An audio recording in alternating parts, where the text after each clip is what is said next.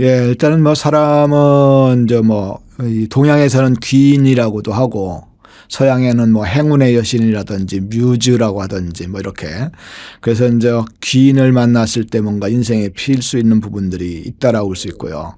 뭐 꼭 부자가 아니더라도 귀인을 만나는 순간에 뭐 자살을 뭐 하려고 하는데 자살을 안 한다거나 그럴 수도 있고 그다음에 근데 이제 문제는 이제 귀인을 만나는 게 누가 귀인인지 알 수 없는 부분들이기 때문에 가능하면 이제 본인들이 일단 누군가의 귀인이 되도록 좀 좋은 사람이 되도록 좀 노력하는 것이 그러다 보면 많은 사람들에게 본인이 좀 베풀다 보면 어느 순간에 자기만의 귀인이 나타나거나 자기만의 뮤즈가 나타나거나 자기만의 행운의 여신들이 나타날 수 있다라고 해야 되기 때문에 귀인을 탁 누구다라고 정리하기는 어려운데 어쨌든 어느 순간에 귀인을 만날 수 있고 그다음에 또 본인이 귀인이 되는 사람들이 사업적으로 성공할 수 있거든요. 예를 들어서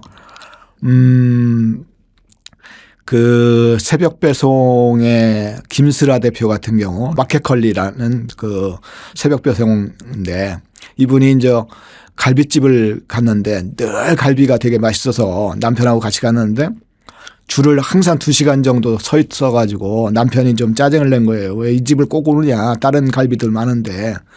그래서 이제 남편이 계속 짜증을 내니까 이 갈비를 집에서 받아 먹으면 어떨까라는 아이디어로 그러니까 많은 저렇게 2시간 동안 줄 서서 이렇게 먹는 사람들을 대상으로 저 사람들이 집에서 편하게 받아 먹을 수 있으면 어떨까라는 생각을 해서 그게 이제 많은 사람들한테 기인이 되려고 하는 아주 좋은 인연이 되려고 하는 것 때문에 사업으로 성공한 거죠. 그래서 어쨌든 마켓컬리를 해가지고 큰 대박난 사업가가 된 거죠. 그래서 대중에게 아주 좋은 귀인이 되겠다, 좋은 인연이 되겠다고 마음먹으면 오히려 대박날 수 있는 것이기 때문에 내가 누구 귀인을 만나려고 하기보다는 대중에게 귀인이 되는 연습들을 좀 많이 하면 사업적으로도 크게 성공할 수 있지 않을까라는. 그래서 예를 들어서 이제 배달의 민족 같은 경우도 그 김봉준이라는 대표가 처음에 길에서 명함을 나눠주는 사람들이 많았어요. 그러니까 음식점, 뭐 라면집, 분식집, 뭐 중국 식당, 뭐 이런 사람들이 이제 광고하려고 알리느라고 추울 때도 알리고 더울 때도 알리고 뭐 아파트 뭐 사물함에다 넣으려고 하다가 쫓겨나기도 하고 그런 걸 보면서 저 사람들의 저 고생을 핸드폰에 담으면 어떨까라고 하면서 만든 게 배달의 민족이거든요.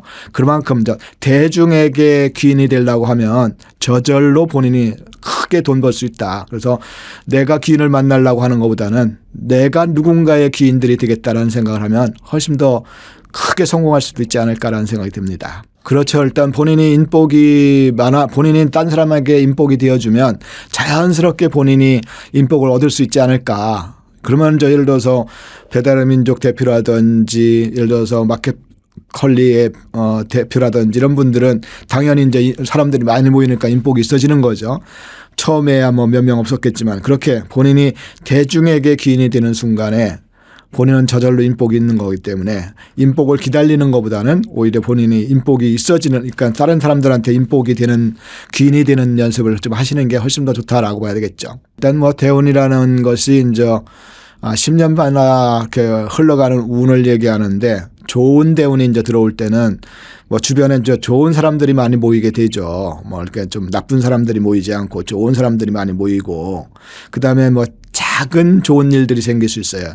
뭐 약간 아이가 상을 타온다거나 뭐 큰 건 아니지만은 남편이 뭐 예를 들어서 뭐 이 승진을 좀 한다거나 뭐 이런 어쨌든 아주 작은 것들이 좋아지면서 많아지면서 그러면서 이제 나중에 크게 대운이 들어오는 징조를 볼 수 있거든요. 그래서 좋은 사람을 많이 만난다, 좋은 일들이 좀 생긴다, 또 나쁜 일들이 좀 쉽게 해결된다, 뭐 이런 상황들이 생기면 그럴 때 이제 대운이 이제 들어오기 시작하는구나라고 느낄 수 있다라고 해야 되겠죠. 그런 경우는 이제 뭐 나쁜 사람들이 또 많이 모이기도 하고 근데 겉으로 봐서는 좀 나쁜 사람이라고 얘기하기는 어려운데 예를 들어서 일확천금에 대한 투자를 약속하는 경우가 좀 많죠. 너 나한테 1,000만 원만 투자하면 내가 뭐 10억을 만들어 주겠다든지 뭐 아주 이게 지금 좋은 사업이니까 한번 투자해 보라든지 뭐 이런 식으로 뭔가 일확천금을 좀 이야기하는 사람들이 많이 이제 주변에 있다라고 하면은 일단 뭐 아마 운이 좀 나빠지는 시기가 이제 도래했다라고 봐야 되기 때문에 조심해야 되는 거고요. 그 다음에 이제 앞에서는 좀 그 칭찬하면서 뒤에서 욕하는 친구들이 좀 많아진다거나 그래도 이제 좀 문제가 생기는 거고요. 그다음에 아주 작은 거지만 좀 사건 사고가 좀 예를 들어서 뭐 운전 접촉 사고가 좀 있어진다거나 아이들이 좀 많이 다친다거나 뭐 이러면은 이제 뭔가 안 좋은 일들이 이제 큰 안 좋은 일들이 생길 수도 있으니까 조금 그때는 뭐 안 좋은 운이 생길 조짐이 보인다라면 조심하고 그 안정적으로 투자 같은 것도 조심하고 또 뭐 함부로 보증서 주거나 돈 빌려주거나 이런 거를 좀 피하고 좀 조심스럽게 밀고 가면 좋겠다 이렇게 보시면 될 것 같아요. 뭐 일단은 대체적으로 이제 말년에 뭐 자기 삶을 잘 끌고 가는 사람들은 긍정적이죠. 이제 부정적이보다는 뭐 긍정적으로. 그 다음에 좀, 말년에는 투자를 하면 안 되거든요. 너무 과도한 투자를. 그래서, 공무원 생활 이제 하시고 나서 퇴직금 받아가지고 어디에 투자하시는 분들이 있는데 그런 분들은 좀 망하기 딱 좋은 부분들이어서 가능하면 말년에는 좀 안정적으로 가시는 게 말년 보기 좋다라고 볼 수 있을 것 같고요. 그 다음에 이제 좋은 친구들이 좀 많죠. 일단 뭐 너무 이제 이 사람 저 사람 많이 사귀기보다는 좋은 친구들 몇 명하고 좀 잘 사귀는 것들이 좀 필요하고요. 그 다음에 이제 말년에는 반드시 해야 될 게 이제 꼰대질을 하지 말아야 된다고 하는데 듣는 연습을 좀 하시는 게 그러니까 들어주고 경청해주고 그래서 조언을 해주는 정도는 괜찮은데 본인이 뭔가 자꾸 주도하려고 하는 것은 그래서 뭐 좀 말을 좀 줄이고 경청해주는 연습을 좀 더 많이 하시면 좋겠고 그 다음에 가능하면 좀 뭐 그런 얘기가 있듯이 뭐 입은 닫고 지갑은 열라 그래서 조금은 좀 베푸는 연습들을 좀 더 많이 하면 좋겠다. 그래서 이런 분들이 대체적으로 말년에 조금 더 안정적이고 사람들한테 좀 사랑도 받고 뭐 아랫사람이든 친구들은 많이 따라 붙고 뭐 그럴 수 있기 때문에 뭐 돈을 펑펑 쓴다라는 개념보다는 밥값 정도는 좀 내고 그러면서 좀 들어주고 그러면은 뭐 운은 좀 그냥 편한 삶으로 가지 않을까라는 부분들이 있을 수 있습니다. 일단은 풍수에서는 이 물이 재물에 해당돼요. 그래서 물가에 살면은 재물이 들어온다고 하는 건데 뭐 그렇게 물가를 살 수 있는 건 아니니까 그러면 예를 들어서 집에 물에 해당되는 곳이 싱크대 부분하고 화장실이에요. 그래서 화장실 부분하고 싱크대 부분을 깨끗하게 하는 게 좋겠다. 뭐 텔레비에서 가끔 뭐 이렇게 뭐 되게 힘든 집이나 뭐 예를 들어서 뭐 부부 싸움을 많이 하는 집이거나 그럴 때 보면은 대체적으로 싱크대에 뭐 그릇이 가득 쌓여 있거나 뭐 이런 경우가 꽤 많거든요. 그래서 그런 부분들을 보면은 싱크대하고 화장실은 깨끗하게 하면 좋겠다. 일단 그 다음에 현관문은 가능하면 좀 밝게. 그 다음에 너무 지저분하지 않고 깔끔하게. 그 다음에 현관문 좌측이나 우측에 뭐 거울이 하나 있어서 늘 거울을 한번 살펴볼 수 있으면 정면에 있으면 안 되고 현관문 들어오자마자 정면에 있으면 귀가 달아난다고 해서 안 좋게 보니까 좌측이나 우측으로 있는 게 좋겠고요. 그 다음에 뭐 예를 들어서 깨진 물건들 같은 경우는 가능하면 집에 안 두는 게 뭐 깨진 거울이라든지 뭐 고장난 시계라든지 이런 것들은 좀 빨리빨리 버려주는 게 좋겠고요. 그다음에 한 10년 동안 뭐 거의 입지 않은 옷들 뭐 이렇게 계속 보관하는 분들 계시거든요. 그런 것들은 좀 묵혀진 기운들이 있어서 이렇게 발전의 기운들이 없으니까 좀 그런 것들은 이렇게 자꾸 모아놓지 말고 그러니까 대체적으로 보면 그렇게 뭐 쓰레기들 많이 모아놓고 이런 분들이 대체적으로 좀 못 사는 경우가 많거든요. 그래서 좀 버릴 거는 좀 잘 버려주면 좋겠다. 그 다음에 거실 같은데 호랑이 그림이라든지 뭐 뱀 그림 이렇게 좀 험악한 그림들은 좀 안정적이어야 되기 때문에 거실은 좀 편안해야 되는데 그런 강한 동물의 그림들은 좀 안 그려놓는 게 좋겠다. 뭐 그런 것들이 좀 꼭 지켜져야 될 부분들이고 그 다음에 뭐 이 조각상 같은 경우도 가능하면은 뭐 이렇게 토막난 조각상, 뭐 팔이 달아난 조각상이라든지 머리만 있는 조각상이라든지 이런 것들은 좀 없는 것이 집안에 좋겠다. 40년 가까이 제가 한 뭐 20만 명 정도 이상을 좀 상담을 했는데 일단 가장 문제는 뭐 운은 결정돼 있다라고 하면 노력할 수 없는 부분들이 생겨요. 제가 이제 젊었을 때 이제 대학교 입학하고서 현장에서 이제 임상을 해보겠다고 해서 집을 나와가지고 대학을 혼자서 다니면서 구두 닦기도 하고 술집 웨이터도 하고 뭐 이러면서 이제 공부하다가 술집 웨이터 하면서 술집 아가씨들 사주는 어떨까? 술집에 돌아다니는 제비족들 사주는 어떨까를 연구를 하기 시작했어요. 그런데 실제로 남자 사주의 여자가 되게 많았어요. 이게 남자 사주의 여자가 많으면 바람둥이가 된다, 제비족이 된다라고 공부했는데 너무너무 잘 맞았어요. 그래서 되게 행복했죠.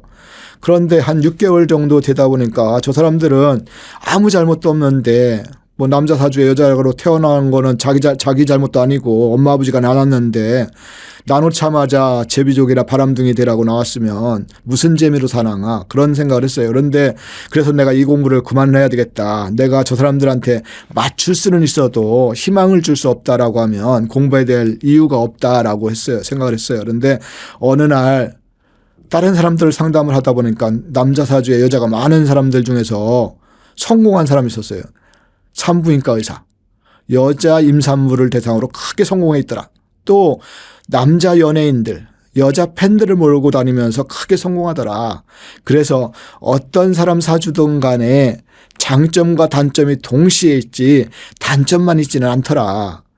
역마살 같은 경우도 객사한다, 장돌뱅이가 된다, 노숙자가 된다 이렇게 하는데 실제로 옛날에는 그럴 수 있었지만 지금은 장점을 잘 활용해서 외교관이 되거나 비행사가 되거나 그럴 수 있기 때문에 어떤 사람이든 간에 단점만 100% 있거나 장점만 100% 있는 사람들은 절대 없다. 그래서 나의 장점들을 잘 살려서 나의 단점을 잘 보완해서 살아간다라면 누구나 어느 정도 뭐 누구나 다 재벌이 될 수는 없지만 누구나 나름대로의 성공된 삶을 성장하는 삶을 살 수 있지 않을까라는 생각이 들어요. 그래서 이 사주명리학이나 운명학을 공부할 때 어디 가서 나는 언제쯤 떼돈 벌어요라는 질문보다는 내가 나의 장점은 뭐고 나의 단점은 뭔가 그래서 내가 어떻게 살면 더 좋은 삶을 살 수 있을까를 물어보시는 게 그래서 잘 맞추는 것보다는 잘 살아가는 방법들을 알려주는 그런 철학관 점집을 찾아보시고 그런 상담가를 찾으실 수 있으면 오히려 그게 좋은 도움이 될 것이다. 근데 우리는 늘 내 노력은 필요 없이 언제쯤 큰돈 벌까 그런 질문만 하고 있기 때문에 언제쯤 큰돈 버는 건 없다. 어떻게 노력하는 것이 더 중요하다. 지금 어떻게 노력하는가가 미래를 결정하지 나는 지금 놀고서 집에서 있는데 언제 큰돈 버는 일은 없다. 그런 일은 절대 없다. 만약에 김동완이가 언제 큰돈 번다라면 나 여기에서 안 앉아 있죠. 내가 왜 이거를 하겠어요. 그냥 집에서 놀고 있어도 어차피 큰돈 벌 건데 제 사주에 한 100억 정도 평생 벌 수 있다라고 하면 집에서 놀면서 100억 벌지 못하러 여기 있어요. 그런 일은 없다. 그리고 예를 들어서 제가 제 평생 뭐 돈이 한 푼도 안 모아진다 그러면은 어차피 이래도 안 모아질 건데 놀지 못하러 뭐 일하겠어요. 그런 일은 없다. 자기가 분명히 장점을 살려가면서 해야지 그런 것들. 그런데 뭐 모든 게 다 되지는 않아요. 예를 들어서 조선시대 때 도화살은 오히려 광대나 기생으로서 천민이었고 지금의 도화살은 오히려 BTS나 뉴진스가 돼서 큰 돈을 벌 수 있는 거고요. 마이클 조던 같은 경우도 만약에 150년 전 농구가 없었던 시대에 태어났으면 아마 마이클 조던이 그렇게까지 크게 성공할 수는 없었을 거예요. 지금 마이클 조던이기 때문에 뭐 몇천억 대의 부자가 돼 있고 구단주가 돼 있고 또 나이키에서 신발도 만들어서 판매도 하고 뭐 이런 식이니까 시대의 운명도 있긴 하다. 그렇지만 시대의 운명에 뭐 나쁘다고 그래서 뭐 포기할 수 있는 건 아니니까 자기 장점들을 잘 살려서 장점을 잘 가지고 가면 누구나 성공할 수 있는 삶은 결정돼 있다. 이렇게 보시면 될 것 같아요.